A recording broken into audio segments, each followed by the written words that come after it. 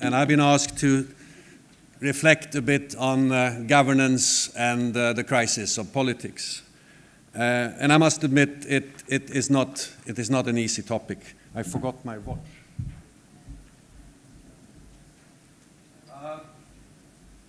When preparing for this intervention,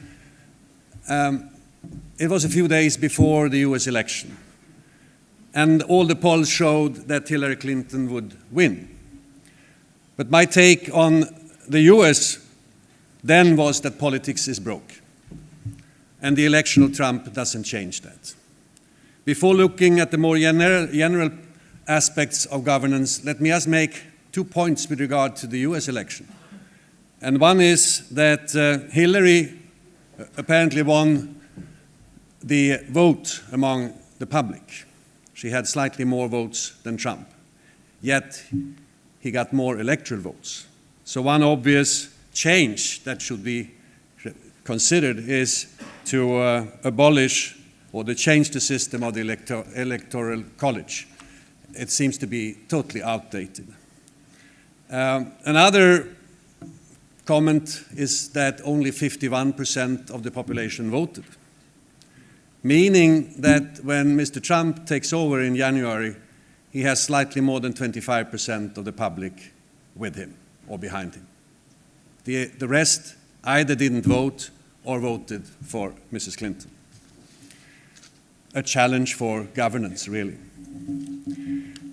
Looking at this election, it is apparent that large sections of the American people no longer seem to trust any of the two parties that have dominated politics in the US.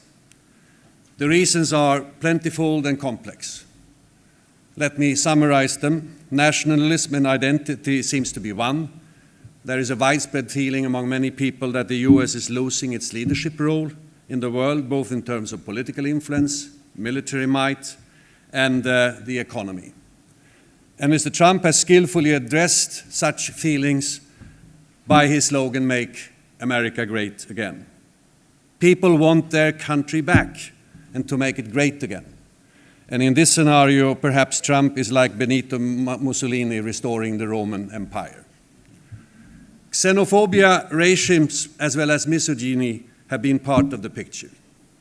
Migrants have been seen as threats to jobs, but they have also been linked to crime, terrorism, drugs, and increasing welfare costs. One would have thought that most people would have shied away from Mr. Trump after his outrageous statements about women, Mexicans, Muslims in general, and about Syrian refugees, but obviously not. A third element is, of course, the handling of the financial crisis, a real reason for distrust in the US. Many Americans believe, and I think rightly so, that the financial elite caused the economic crisis. They see that the political elite in both parties have not only refused to prosecute those responsible, but did reward them with bailout money. A third element is globalization and trade. Globalization has, as we know, changed national politics profoundly. National politicians have surrendered power, for example, over trade and financial flows, to global markets and supranational bodies. There is, of course, a compelling logic in this. How can a single country deal with problems like climate change or tax evasion? But, and in particular in the US, an increasing number of people have felt left behind. Jobs have been outsourced, wages have been suppressed, and the main winners are the 1% at the top, or even less. The data are crystal clear, and we talked about it yesterday. Income gaps are widening in the US, but in most other OECD countries as well. Robotization and automation are likely to accentuate this trend. And Mr. Trump has been very successful in exploiting the feelings of being left behind. And few experts think that his policies, vague as they are, and in fact dominated by tax reductions for the rich, will do much to address these problems of those left behind. But he has addressed them in a clever way. And I would submit that economic elites in general, they think of the world as one system. And they move around in this one system. But it is not one system. We do not even have an embryo of democratic decision-making at the global level. And I remember George Soros coming to Stockholm in 1998, and he said, I have been one of the proponents of the global economy, but I'm beginning to realize we cannot have a global economy unless we have a global society. And we don't have a global society. One particular problem in the US has been the polarization between the Democrats and the Republicans. It evolved in the early 1990s and has increased ever since. At the heart of the disputes seems to be a clash between the two parties over the role of government in the US. And the US and its Congress has become a byword for gridlock. Its democracy is also, I must say very frankly, corrupted by gerrymandering, the practice of drawing constituency boundaries to entrench the power of incumbents. In 2014, for example, the Democrats did get many more votes in the elections for the House of Representatives, but they got some 30 less number of seats. Moreover, money talks louder than ever. Thousands of lobbyists, more than 20 per Congress member, add to the length and complexity of legislation. And all this creates the impression among ordinary people that American democracy is for sale and that the rich have more power than the poor. Even if lobbyists and donors insist that paying in this context, political expenditure, is an exercise in free speech. In the words of the writer Johan Didion a few years ago, the US today seems to be stuck with a permanent political class and a political process that has become increasingly remote from the electorate it was meant to represent. Finally, journalism must assume its responsibility in this election. Its failure to inform and educate the public, and its culpability in helping to create and feed the phenomenon that has now taken over in the US. Media made Donald Trump, in my opinion. The entertainment industry started, but news media picked up where they left off and turned Trump into an entertaining asset. They earned fortunes on him. It must be classified as one of the most cynical but honest comments of the 2016 campaign. The CEO of CBS, Les Monvey, said of Trump's success, "It may not be good for America, but it's damn good for CBS." I'm reminded of Neil Postman's book in 1985, Amusing Ourselves to Death, which warns about the decline in our communications media to share serious ideas and concepts by turning real, complex issues into superficial images, less about ideas and thoughts and more about entertainment. Yet another aspect on media and communication is the role played by social media. There seems to have been a lot of campaigns distributing fake news via Facebook and Twitter, with primarily bad things about Mrs. Clinton. In the word of Washington Post's executive director, if you have a society where people can't agree on basic facts, how do you have a functioning democracy? And Klaus Töpfer yesterday talked about the post-fact society. And then he referred to the role of science in society and that people have less trust in science. But here we have another post-fact society, fake news via social media, which proliferate even faster than the traditional media. This, ladies and gentlemen, I don't see a solution. I don't know what to recommend, but it is a serious problem. Now, then moving to Europe, we can identify many of the same problems. People are protesting and showing their dislike of politics in an increasing number of countries. The critique is against national governments, but increasingly against the European Union as well. And I and Peter Johnston are two people in this room who have worked in the EU, and we are passionate about European integration. But we have to admit that there is a lot of problems right now in terms of legitimacy among the people.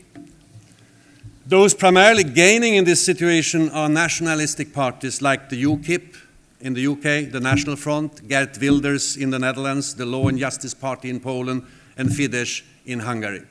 You could add Mr. Erdogan in Turkey. At least until recently, Turkey was applying for membership. The vote for Brexit in June, strange as the procedure was a demonstration of the same kind of the sentiments in the US election. Brexit was underpinned by feelings that too much of decision-making was taking place outside Britain, a sense that migrants from other European countries were stealing jobs, a sense that the only winners of the membership in the EU were the financial and political elites. Well, the EU was launched as a peace project. The first step was a common market for steel and coal. France and Germany, who had been enemies for hundreds of years, became partners in peacetime in industry and trade. And the underlying premise was you don't shoot at your customers. And it has worked very well for at least 50 years. And I think it is a success story from that point of view.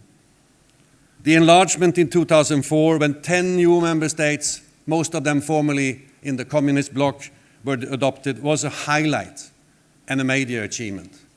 And I remember standing among all the people outside the Parliament building in Strasbourg, and there were solemn talks. Lech Walesa was one of the speakers, and literally everybody was crying because it was such a moving occasion. And to talk about it in this city, which was split by a wall for decades, is of course, again, very moving. But we have to realize that the cooperation in Europe has not been without its problems. Looking more carefully at the EU, it's not a model of democracy. The elections of the European Parliament normally attract less than 50% of the public. In my country last time, 38%, meaning there is a clear democratic deficit, the same kind of deficit as Mr. Trump has. The selection of the main office holders of the EU Commission, not least its president, is done behind closed doors. The decision to introduce the euro in 1999 was taken largely by technocrats.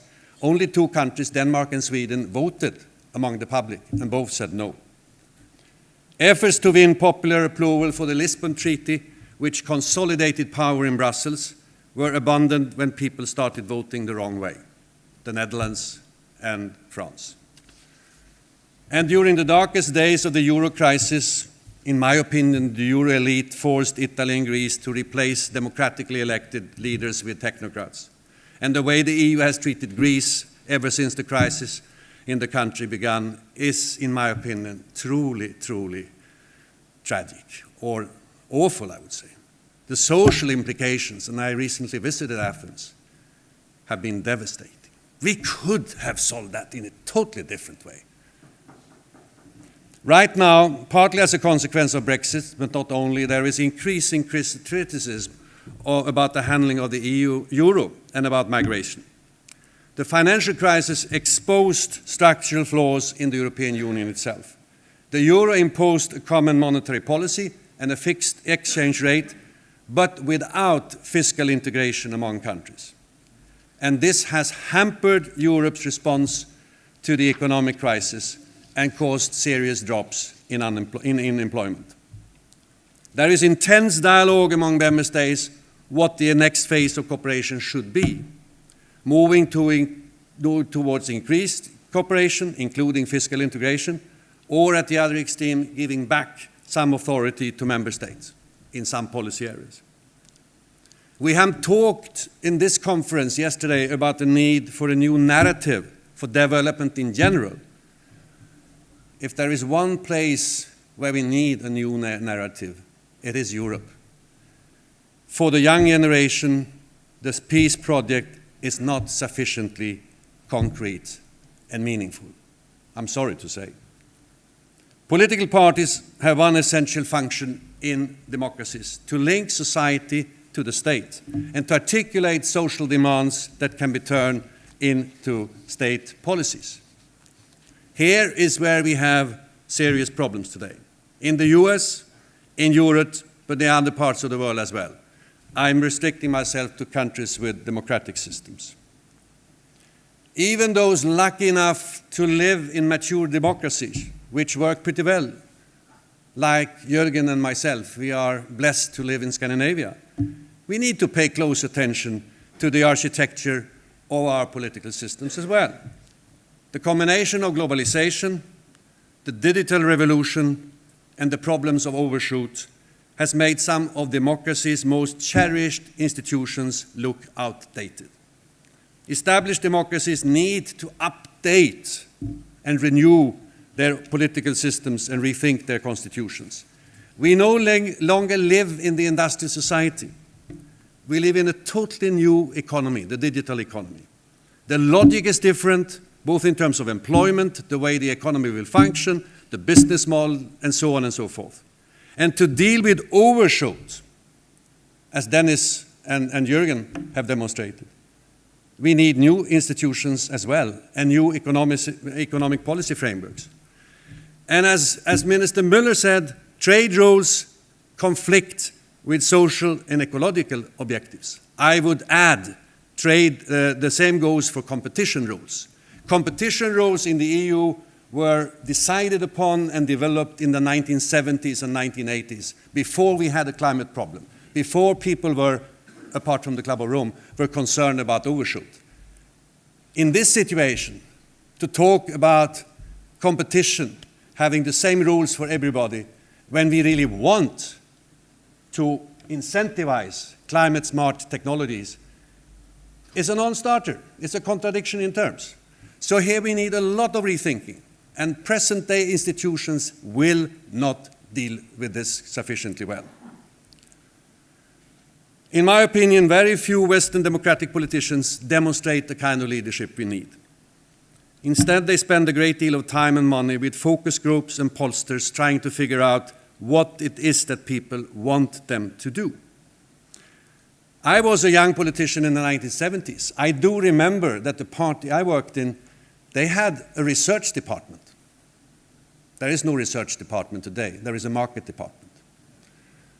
And that's why civil society and think tanks like the Club of Rome, that's why we are so important, because new ideas, new institutions do not emerge from established political parties. I know that this is a provocative statement, but I stand by it. I worked in the political system for 20 years of my life, so I know there is some truth in it.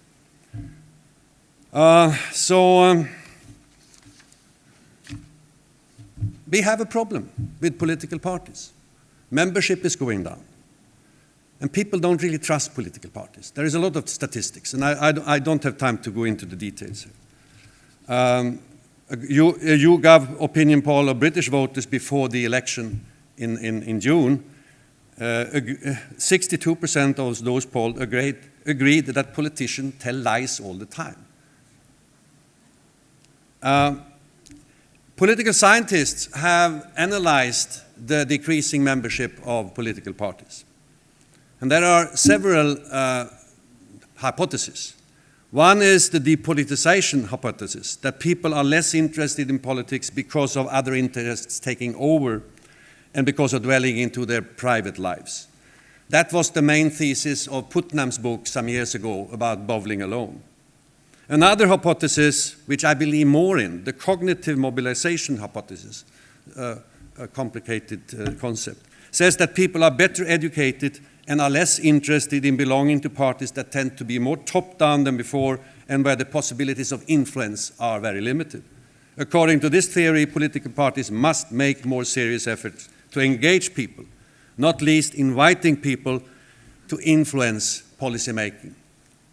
With modern information and communication technology, this should be quite easy to do.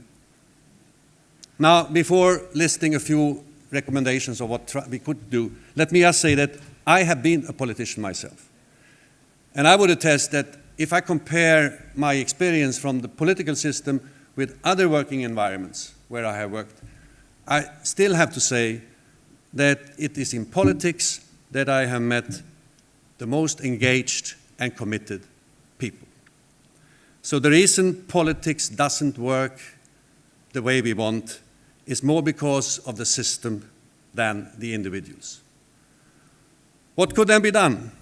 I would suggest a combination of reform measures in the way politics both is being organized and in the form of substance. Firstly, no doubt a lot more could be done in terms of reaching out and engage citizens in the work of political parties. Many people are interested in various political issues, not least among the young, but they are not attracted by the way political parties work and function. Here much could be done, not least by using new technology. I think we should also consider how to turn the political system into focusing more on the long term.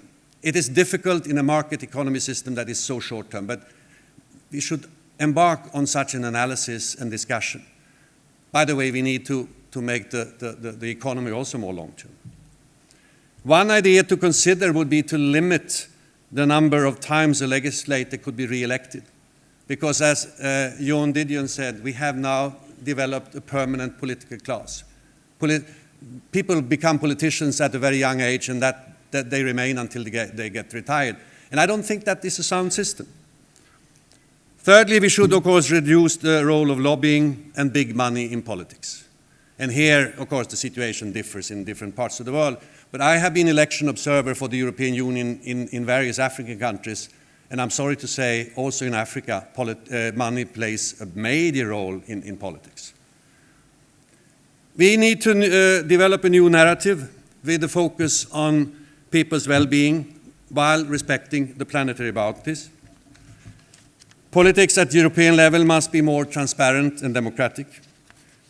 The EU must decide how to deal with the euro, and I think unless fiscal integration is being implemented, it's not going to work. Countries must develop policies to improve the assimilation of migrants and asylum seekers. What we have seen so far in terms of migration is only the beginning, and we will talk more about that later on. To think that this is an event with all this migration right now from primarily Middle East, I think is naive. We have to be prepared for large-scale migration also in the future. We have to rethink economics in general. We live in a full world, and economics must be reformed to reflect this. And we have also to reform policy frameworks because of moving from the industrial society to the digital society, and in particular addressing the problem of employment.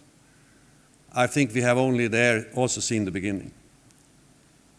Political parties, both to the right and the left, must realize that the way globalization has been implemented has made a lot of people worse off.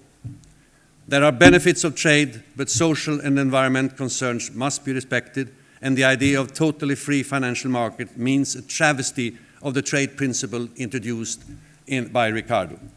He talked about the benefits of comparative advantage, but he never foresaw that capital was mobile to the extent it is. The financial sector must be reined in. With regard to the role played by media and social media, we need to do more research. Finally, we need to encourage civil society, media, and political parties to embark on what I would call public education campaigns with a focus on democracy and human rights, and by all means of tolerance. So these are my comments, a bit erratic, but still, and I hope they could lead to some discussion. Thank you very much.